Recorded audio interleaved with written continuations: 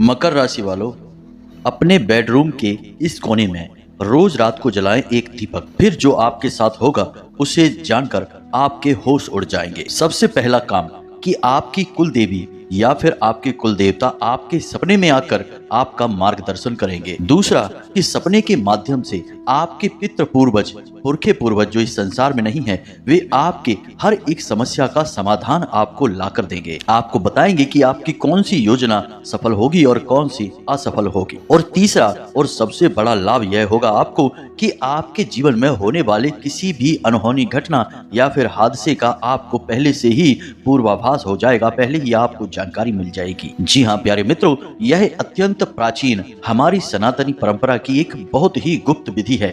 इसके माध्यम से हम दैवीय शक्तियों से सीधे जुड़ सकते हैं और उनसे अपने लिए मदद मांग सकते हैं। तो जय माँ भद्रकाली, जगतमाई महामाई माँ भद्रकाली की जय बोल, माँ के सच्चे दरबार की जय बोल, माँ के सच्चे दुलार की जय बोल। तो मकर राशि वाले मित्रों, आपका मकर राशि भिंड यूट्यूब चैनल में बहुत बहुत स्वागत है। सारे देवी देवता जिनकी आप पूजा करते हैं या जो आपके कुल के रक्षक हैं, आपके पालनहार हैं, खुद आपको सपने के माध्यम से मदद करने के लिए आएंगे और अलग अलग तरीकों से आपके जीवन में सहायताएं उपलब्ध कराएंगे। किसी को माध्यम बनाकर भेजेंगे, किसी प्रकार की आपको सहायता दिलाएंगे और आपके जीवन के हर एक कष्ट को समाप्त करने में आपकी मदद करेंगे। और यह सब कुछ संभव है प्यारे मित्रों जब आप उनसे सीधे जुड़ जाएंगे। और जब आप उनसे सीधे जुड़ जाएंगे तो दिव्य शक्तियां आपके आगे पीछे घूमेंगी और हर पल आपकी रक्षा करेंगी और आपका पालन करेंगी। तो आज के इस वीडियो में हम आपको एक ऐसी ही विधि के बारे में बताने जा रहे हैं जिससे आपके आसपास जो भी दिव्य शक्तियां हैं उनसे आप सीधे जुड़ सकते हैं। यह विधि अत्यंत सरल लेकिन अत्यंत प्राचीन और गुप्त है। पुराने समय में इस विधि का प्रयोग ऋषि मुनियों के द्वारा किया जाता था और इस विधि से वे अपने आसपास होने वाली दिव्य शक्तियों से सीधे जुड़कर ज्ञान प्राप्त करते थे, भविष्य के दर्शन किया करते थे और कभी कभी तो मृत्यु पर भी विजय प्राप्त कर लिया करते थे। जी हाँ मित्रों, यह बहुत ही शक्तिशाली विधि है। तो आज के इस वीडियो में हम आपको इसी विशेष विधि के बारे में सारी बातें विस्तार से बताएंगे। दोस्तों याद रखना कि इस प्रकार की बातों को खुलेआम यूं किसी वीडियो में या सबके सामने नहीं बताया जाता है। ये बड़ी ही गुप्त बातें होती हैं और विशेष लोगों को विशेष परिस्थिति में ही बताया जाता है। लेकिन हम माता रानी की सेवा में आपको यह समर्पित करते हैं क्योंकि हम लंबे समय से देखते चले आ रहे हैं कि आपके जीवन में लगातार कष्ट बने हुए हैं, परेशानियां बनी हुई हैं और आपकी मेहनत का आपको पूरा फल प्राप्त नहीं होता है। साथ ही साथ जिन पर आप आंख बंद करके भरोसा करते हैं, प्रेम करते हैं, वे अपने ही आपको हमेशा दुखी करते हैं, परेशान करते हैं। कुल मिलाकर कहा जाए तो आप एक ऐसे इंसान हैं जिसे जीवन में अवश्य ही खुशियां प्राप्त होनी चाहिए, धन दौलत मिलनी चाहिए। यह आपका हक है और आपको आपका हक मिलना ही चाहिए। जी हाँ प्यारे मित्रों, तो अब आप चिंता ना करें, हम आपके लिए यह बेहद ही शक्तिशाली और गुप्त ज्ञान आज इस वीडियो में लेकर आए हैं। इसे पूरे ठंडे दिमाग के साथ एकांत में बैठकर देखें। कुछ बातें इस वीडियो में बहुत गहरी और आध्यात्मिक होने वाली हैं। इन्हें समझने के लिए आपको वीडियो पूरे ध्यान से देखना होगा, तभी आपको सारी बातें समझ में आएंगी। अब यदि आपने ऐसी भूल कर दी कि इस वीडियो को बीच में छोड़ दिया तो फिर आप अपनी जिंदगी को बर्बाद करने के खुद ही जिम्मेदार होंगे, कोई और नहीं। क्योंकि एक तरफ तो हम सच्चे मन से माता रानी की सेवा में आपके लिए एक से एक बेहतरीन जीवन को बदल देने वाले विशेष ज्ञानवर्धक वीडियो लेकर आते हैं और आप ऐसे में इस वीडियो को ना देखें तो फिर यह ज्ञान किस काम का है भला। तो बस प्यारे मित्रों, वीडियो पूरे धैर्य के साथ ठंडे दिमाग से देखना है। तो चलिए प्यारे मित्रों, बिना समय गवाए इस वीडियो की शुरुआत करें। लेकिन इससे पहले माता रानी को आभार तो व्यक्त करना ही होगा। तो कमेंट बॉक्स में एक बार नहीं 3 बार पूरे भक्ति भाव के साथ, प्रेम के साथ माता रानी को याद करते हुए लिखें, जय माँ भद्रकाली, कृपा करो। माता रानी आपके ऊपर पूरी कृपा करेंगी और हम आपसे कहते हैं कि अगले 24 घंटे में आपको एक बहुत अच्छी खुशखबरी प्राप्त होगी, जिसे जानकर आपका दिल खुश हो जाएगा। इसी के साथ साथ प्यारे मित्रों, यदि आपको हमारा प्रयास अच्छा लगता है, मेहनत अच्छी लगती है और यदि आप चैनल पर पहली बार आए हैं तो इसे सब्सक्राइब अवश्य कर लें।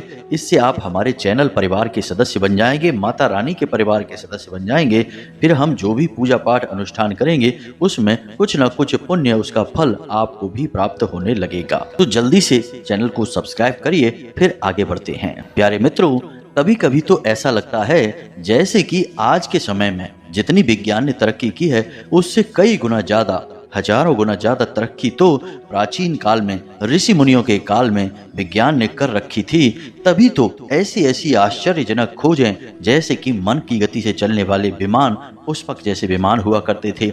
मृत्यु से भी बाहर निकाल कर ले आने वाली बूटी, संजीवनी बूटी जैसी औषधियां मौजूद हुआ करती थीं और केवल मंत्र की सहायता से ही किसी को भी जीवन दान दिया जा सकता था, जिसे कि महामृत्युंजय मंत्र कहा जाता है। और पूरी की पूरी धरती के विनाश कर देने वाले ब्रह्मास्त्र और तमाम न जाने कैसे कैसे अस्त्र हुआ करते थे और ऐसे ऐसे तीर हुआ करते थे जो अपने लक्ष्य को भेदने के बाद वापस भेजने वाले के पास ही आ जाया करते थे। ऋषि मुनियों की वाणी में इतना सत्य हुआ करता था कि वे जो कुछ भी कह देते थे वह सत्य हो जाया करता था। जैसे कि गोकर्ण की मां धुंधकारी को एक ऋषि ने एक सेब दे दिया और कह दिया था कि तुम्हारे पुत्र होगा, क्योंकि पहले उनके कोई पुत्र नहीं हुआ करता था और उन्होंने वह सेब गाय को खिला दिया तो गाय के ही एक पुत्र हो गया। आप खुद ही सोचिए। और उस पुत्र का नाम गोकर्ण रखा गया, क्योंकि वह पुत्र असल में मानव पुत्र था, लेकिन उसके कान गाय के जैसे थे, क्योंकि वह गाय से उत्पन्न हुआ था। अब एक सेब में इतना तपोबल आ गया कि उस सेब ने किसी स्त्री के बजाय गाय के अंदर भी मानव पुत्र को जीवित कर दिया, उत्पन्न कर दिया और वह महान पुत्र आगे चल के एक महान संत बना, जिसका नाम गोकर्ण रखा गया। ये सारी बातें आपको मित्रों हम इसलिए बता रहे हैं कि आपको यह अंदाजा होना चाहिए कि आप जिस हिंदू सनातनी परंपरा से जुड़े हुए हैं, यह कोई सामान्य धर्म और संस्कृति नहीं है। यह अत्यंत प्राचीन, अत्यंत शक्तिशाली और अत्यंत तेजमयी और हर एक कला में निपुण संस्कृति है, धर्म है। जी हाँ मित्रों, तो अब ऐसे में हमारे यहाँ कुछ ऐसी विधियां थी, यानी प्राचीन काल में कुछ ऐसे तंत्र हुआ करते थे जो बड़े ही सरल और बड़े ही साधारण हुआ करते थे, लेकिन उन तंत्र के अंदर इतनी अधिक शक्ति होती थी कि वे आपके आसपास घूम रही जो भी दिव्य शक्तियां होती थी उन दिव्य शक्तियों से आपको सीधे जोड़ दिया करते थे। और ऐसे एक नहीं, सैकड़ों तंत्र पहले पुराने जमाने में मौजूद हुआ करते थे, प्राचीन काल में मौजूद हुआ करते थे। धीरे धीरे समय बीता तो लोग अपनी ही संस्कृति और परंपरा को भूलते चले गए। तो आज के इस वीडियो में हम आपको एक ऐसी ही विधि के बारे में बताने जा रहे हैं। मित्रों, याद रखना कि यह विधि बेहद ही पवित्र है, तो इसे आपको बिल्कुल पवित्र मन और सच्ची श्रद्धा भाव के साथ करना होगा, तभी आपके ऊपर यह काम करेगी। मित्रों, याद रखना कि आप जब भी दैवीय शक्तियों को साधने की कोशिश करते हैं तो आपके मन में एक चीज बहुत आवश्यक होनी चाहिए और वह है उन दैवीय शक्तियों के प्रति, अपने कार्य के प्रति पूर्ण विश्वास। जी हाँ मित्रों, तो अब ध्यान से सुनिए। एक दीपक के माध्यम से इस विधि को पूर्ण किया जाता है, लेकिन इस विधि को पूर्ण करने के लिए कुछ खास नियम भी हैं। इन नियमों को मानना और इन्हें अच्छी तरह से जानना आपके लिए बेहद अनिवार्य है, बहुत जरूरी है। तो प्यारे मित्रों, इस एक उपाय को पूर्ण करने का सबसे जरूरी भाग है आपकी नींद और आपका शयन कक्ष, यानी आपका बेडरूम। प्यारे मित्रों, याद रखना कि आपका जो बेडरूम होता है वह कोई साधारण स्थान नहीं होता है। वह एक ऐसा स्थान है जिस स्थान के माध्यम से आप इस लोक से कई अन्य लोकों तक की यात्रा करते हैं, कई लोकों तक पहुंच जाते हैं, भूत भविष्य वर्तमान की यात्राएं करते हैं, अपने कुल देवी देवता, अपने आराध्य और अपने पितृ पूर्वजों तक के दर्शन कर सकते हैं। कई बार आपने सपने में देखा होगा कि जो लोग इस संसार में नहीं हैं वे भी आपको सपने में दिखाई दे जाते हैं। कभी कभी कुछ बताते हैं, कभी कभी कुछ नहीं बताते, बस मौन रहते हैं, केवल उनके दर्शन होते हैं।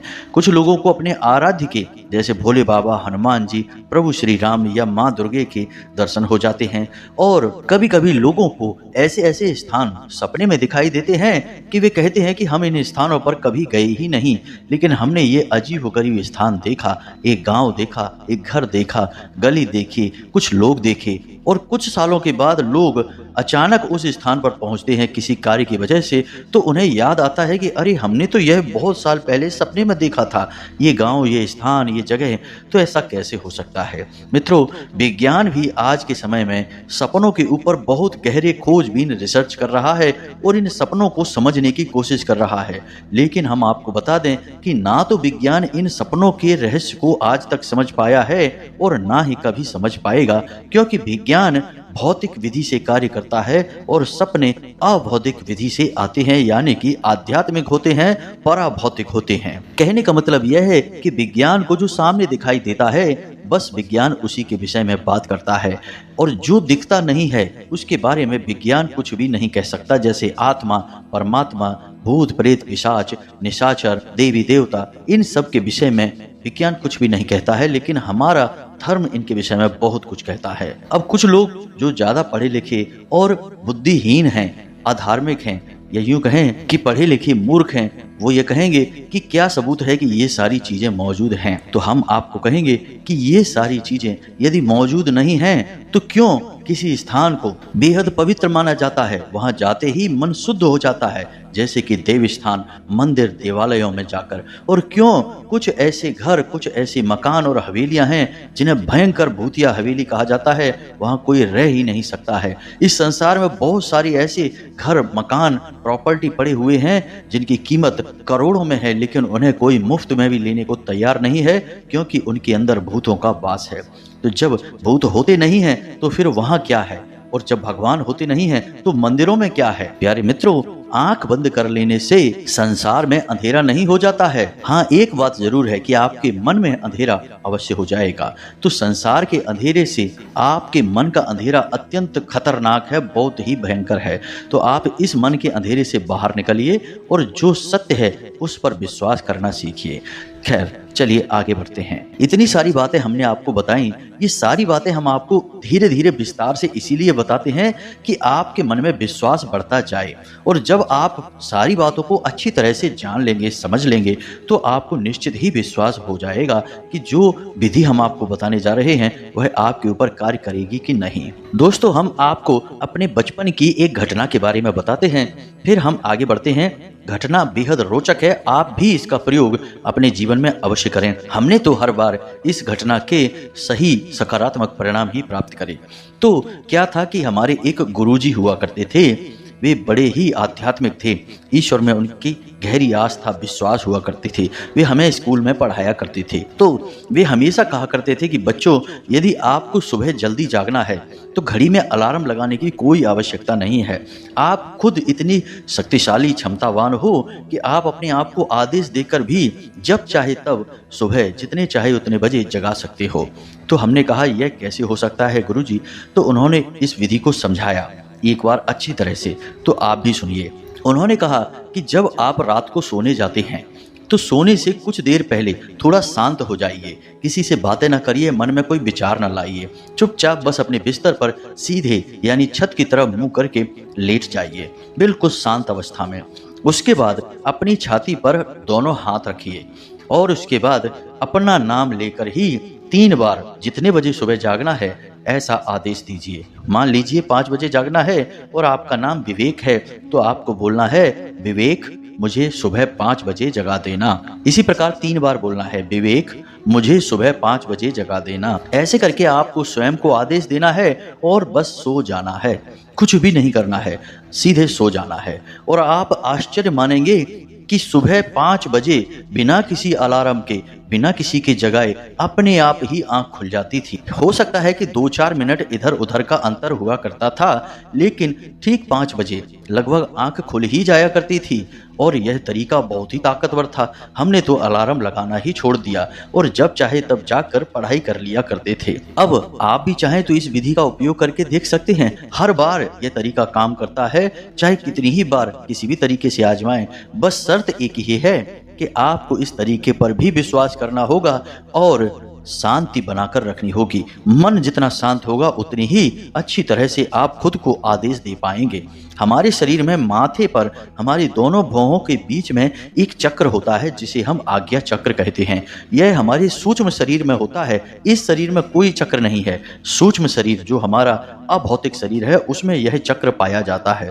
और इस आज्ञा चक्र का काम यही है कि हम जो भी आज्ञा देते हैं वे हमारा सूक्ष्म शरीर ग्रहण कर लेता है और हमारा सूक्ष्म शरीर कभी भी नहीं सोता, कभी भी कुछ नहीं भूलता और वह सब कुछ जानता है।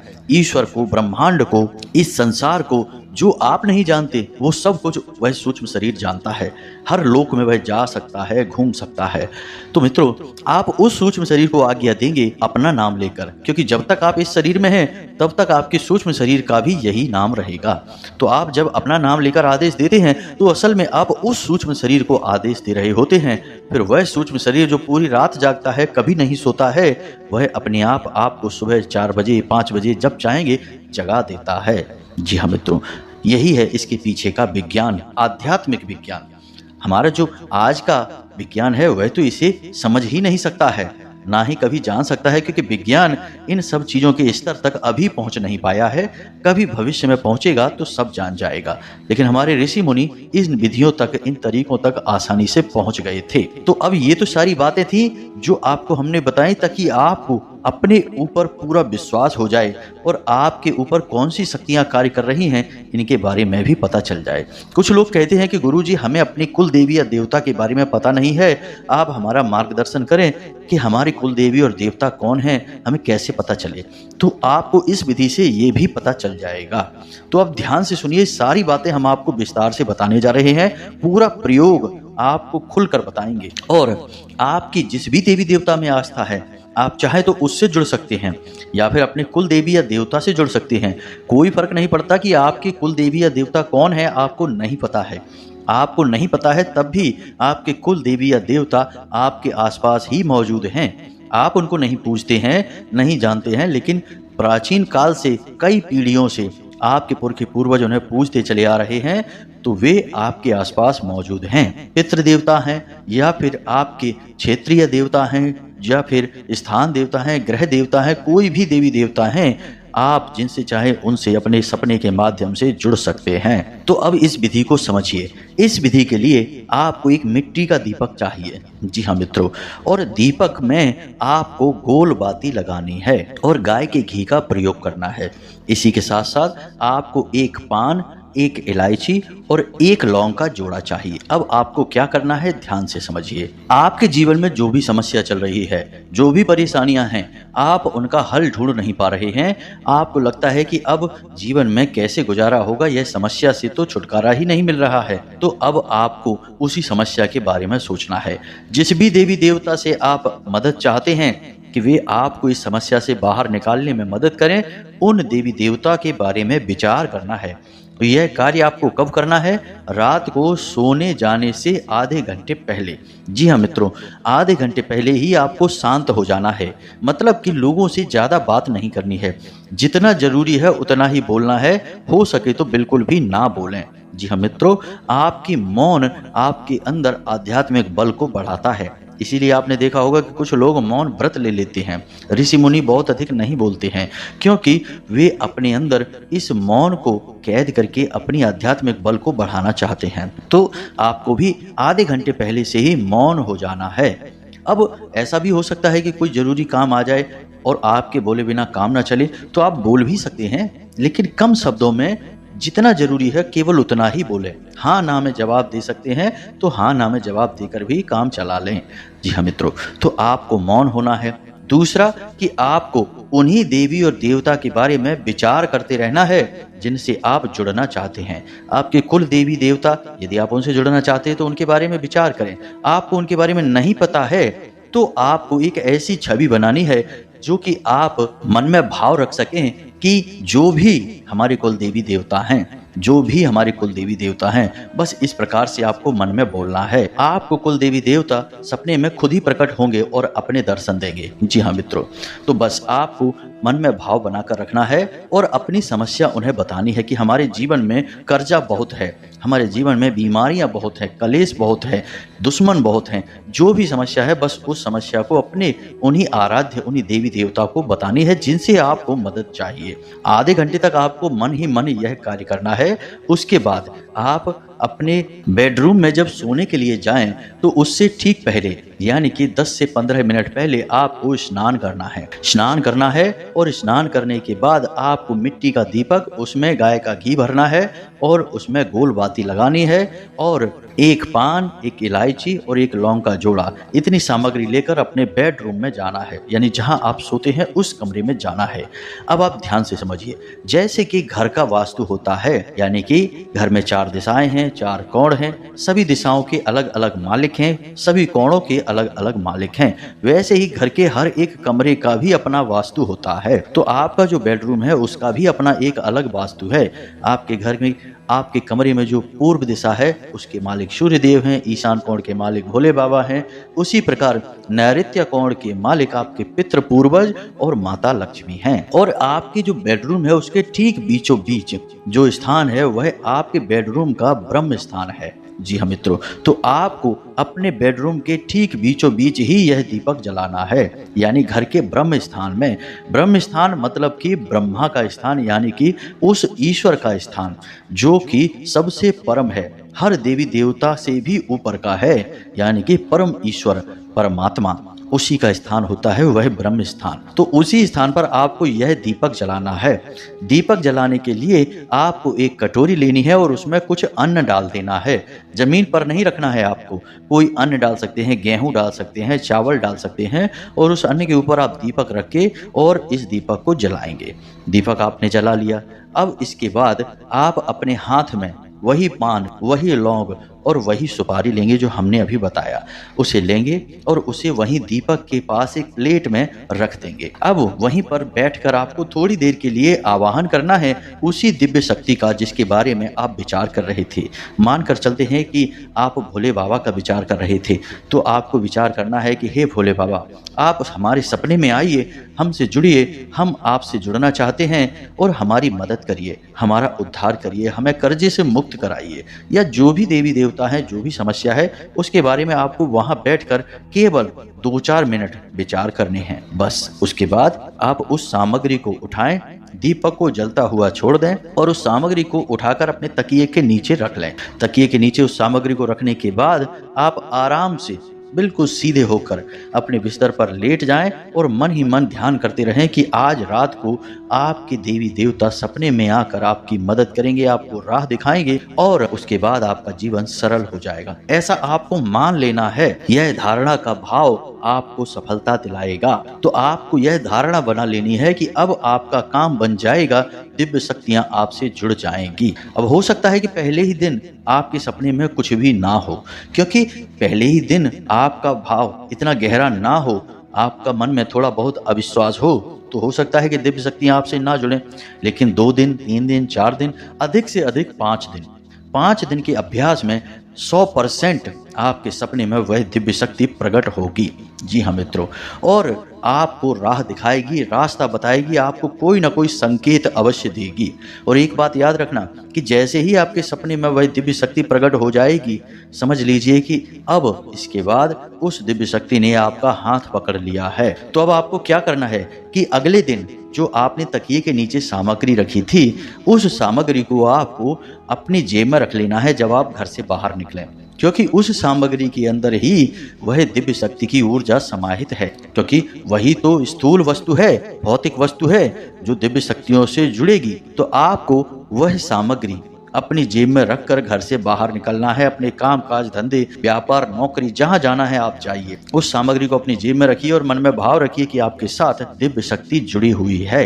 अब आपका कोई बाल भी बांका नहीं कर सकता है। और शाम के समय जब आप लौट कर आए तो उस सामग्री को, जो कि मुरझा जाएगी, कुछ खराब सी भी हो जाएगी, यानी निर्माल्य हो गई है, तो आपको उस सामग्री को उठाकर आपके घर में जो भी पवित्र पौधे हैं, जैसे तुलसी का पौधा, आंवले का पौधा, शमी पत्र का पौधा, जो भी पवित्र पौधा है, जैसे केले का पौधा, तो उसकी जड़ में यानी मिट्टी में दबा देना है। बस यही हो गई पूर्ण क्रिया। इस क्रिया को आप करें और आप देखें कि कैसे आपका जीवन बदलता है। हम लिखकर आपको देते हैं कि ऐसे ऐसे चमत्कार घटित होंगे कि आपको यकीन ही नहीं होगा कि यह क्रिया इतनी शक्तिशाली हो सकती है। आप इस क्रिया को आज से ही शुरू करें, जब से आप इस वीडियो को सुन रहे हैं, और उसके बाद आप हमें कमेंट करके बताना। मित्रों, एक बात बस आपसे हमें कहना है कि आप मन में भाव जरूर बनाकर रखें। यदि आपने भाव कच्चा रखा, यानी कि जिस देवी देवता पर आपकी आस्था विश्वास है उनके ऊपर ही आपने अविश्वास कर लिया, या इस क्रिया के ऊपर आपने अविश्वास कर लिया कि पता नहीं काम करेगी कि नहीं करेगी, हो सकता है ना भी करे, क्या होता है इन सब कार्यों से, खाली दीपक जलाने से क्या होता है, तमाम बातें मन में आती हैं।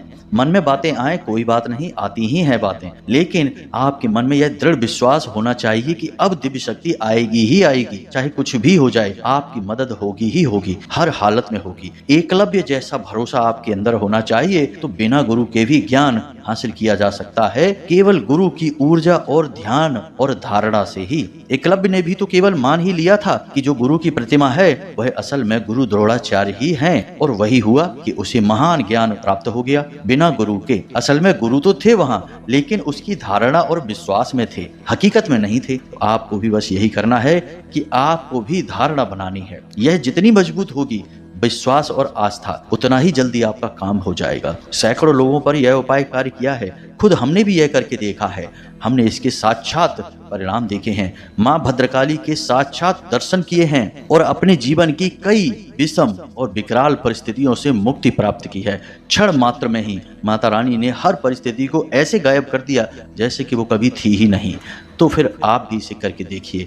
हम अपना ही अनुभव आपको बता रहे हैं, यह मानकर चलिए। फिर आप हमें कमेंट करके बताना कि आपको इसका परिणाम किस प्रकार से हासिल हुआ। अब यदि कोई प्रश्न आपके मन में उठता है तो आप डिस्क्रिप्शन बॉक्स में दिए गए नंबर से सीधे धाम से जुड़कर अपने प्रश्नों के जवाब हासिल कर सकते हैं।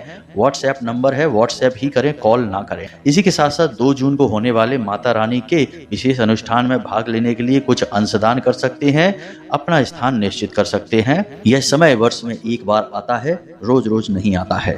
अंशदान करने के लिए आप वीडियो में दिए गए QR कोड को स्कैन कर सकते हैं, या डिस्क्रिप्शन में दिए गए नंबर पर फोन पे या पेटीएम भी कर सकते हैं। इसी के साथ साथ आज के इस वीडियो को विराम देते हैं। कमेंट बॉक्स में पूरे भाव के साथ जय माँ भद्रकाली रक्षा करो, जय माँ भद्रकाली कृपा करो अवश्य लिख देना। माता रानी आपके ऊपर पूरी कृपा बनाए रखें, हमेशा हंसते रहें, मुस्कुराते रहें, सकारात्मक रहें। याद रखें कि माता रानी की कृपा और उनका प्रेम पूर्ण आंचल आपके ऊपर हमेशा बना ही रहेगा, हमारा यह पूर्ण विश्वास है। मिलते हैं अगले ज्ञानवर्धक वीडियो में, तब तक के लिए धन्यवाद। जय माता की।